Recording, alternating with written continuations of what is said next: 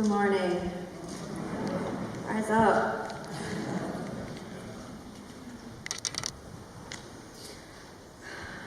Elephant in the room. The 45th President of the United States was sworn in on Friday. President Donald Trump is now officially our Commander-in-Chief. Just want to take a pause and reflect on that personally. Things. So what are we supposed to do now? I feel betrayed by my country as a woman, as a mother, as a white ally. I feel betrayed. I feel betrayed by my government, my elected officials, and my fellow Americans. I am like many of you, though, and I have family and friends who voted for Trump. They aren't bad people. It would be easier to understand if they were the overtly racist, bigoted sexual predators, the ones we saw at Trump rallies, punching protesters, calling them hateful names. Those are the stereotypical Trump supporters that I love to hate, that are easy to blame. But I don't think that that is the majority of Trump supporters, at least not those that I have encountered. The Trump supporters I know feel disenfranchised. They feel like their country has neglected them. Many of them are consumed with fear.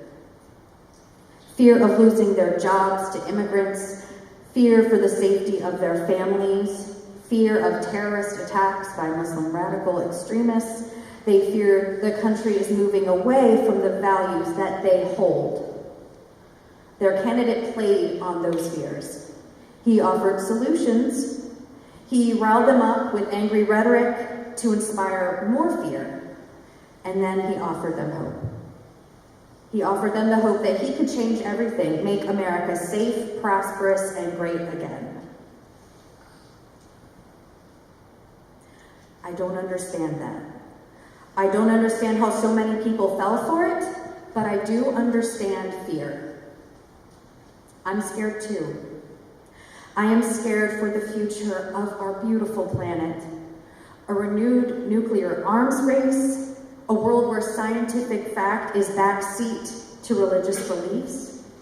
I'm scared for my reproductive rights, preventative disease, medical care, and access to affordable health care.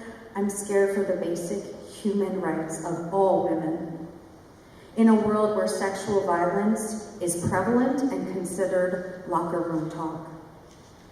I'm scared for my friends identifying as lesbian, gay, queer, bisexual, and transgender. It is a very real possibility that they will lose their rights to marry, to love freely, and to adopt children. I am scared for my friends of color. Their lives matter, Black lives matter. And the entire justice system, from law enforcement, the bail system, to privatized prisons, it is rigged against them. We, as allies, as Unitarians, as human beings, we don't have the luxury of living in fear. Not while the very basic rights of our fellow human beings are being threatened. So what can we do? There aren't going to be marches like the ones that were yesterday every day. There aren't going to be protests every day. So what can we do? We can look to history for examples of successful nonviolent conflict that have brought about change. Small groups of people can change the course of history. A couple examples here of when this has been successful. Gandhi. The Indian National Congress led a series of nationwide people's movements of nonviolent resistance and civil disobedience. Their work of nonviolent resistance was marked by rejecting British-imposed taxes, boycotting British-manufactured products, mass strikes, demonstrations, and marches. Their works brought about the significant changes to the caste system in Indian society and India's freedom from oppressive British rule. The American Civil Rights Movement in the 1950s and 60s, it began with a small group of people, a small group of students and religious communities, A small group of Black students sitting at a lunch counter sparked a nationwide movement to end segregation. It started with a student group sit-in in September, then a march, and by the following spring, the city of Nashville was desegregated. In just a few months, major legislative and social change was beginning. But how did they do it? Organization, dedication, and persistence. These students met regularly, they made clear plans and followed through, even when arrested, even when beaten, even when broken. They were dedicated and persistent. They sat at that counter every day and returned after being released from jail. They risked personal safety and freedom to get their point across. The Women of Liberia Mass Action for Peace was a peace movement started by women in Liberia, Africa, that worked to end the Second Liberian Civil War. It started with thousands of local women praying and singing in a fish market daily for months. Thousands of Muslim and Christian women from various classes mobilized their efforts, staged nonviolent silent protests that included a sex strike and threat of a curse. After securing presidential participation in peace talks with rebels, they staged a sit-in outside of the presidential palace, blocking all the doors and windows, preventing anyone from leaving without a resolution.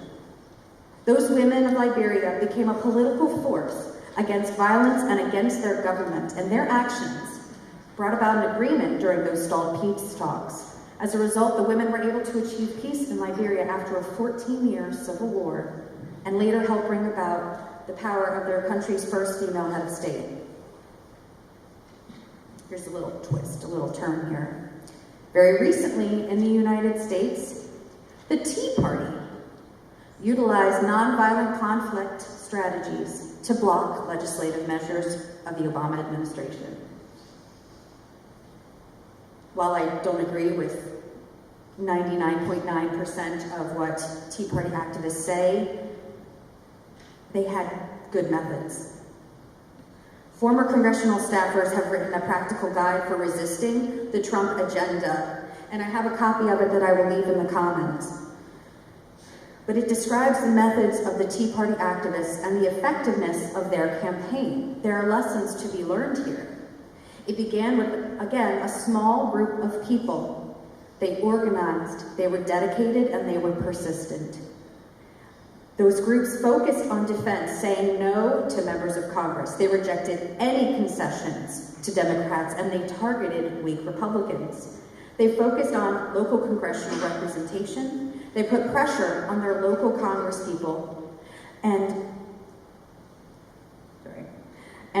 they showed up to town hall meetings. They demanded answers. They asked questions. They demanded meetings. They coordinated blanket calling of congressional offices. And we can use these same tactics to put pressure on our local congressional representation now. I think about these examples, these incredible examples of how nonviolent conflict has achieved great success on national and global scales. And all of these examples have a few things in common. They started out with a small group of dedicated individuals who gathered more people, who were organized, they were dedicated, they were passionate, and they knew that they had to win. That's not me, though. I'm just me. I'm a privileged white woman. I am a stay-at-home mommy and occasional volunteer. I don't have the persistence of Gandhi. I don't have the determination of Rosa Parks, and I certainly don't have the eloquence of Dr. King. But I want to do something. I can't organize thousands of people to march or protest, and trying to achieve that level of greatness, that aspiring to that level of change to empower millions, that's not something I can do. The task feels daunting and overwhelming, and that brings me back to fear and hopelessness. The fear becomes even more personal when I remember that I'm living a non-traditional lifestyle. As an openly bisexual polyamorous woman with 3 partners raising a son who wants to wear dresses and play princess. I'm scared for his future. I'm scared for ours. So I take that fear, I take that hopelessness,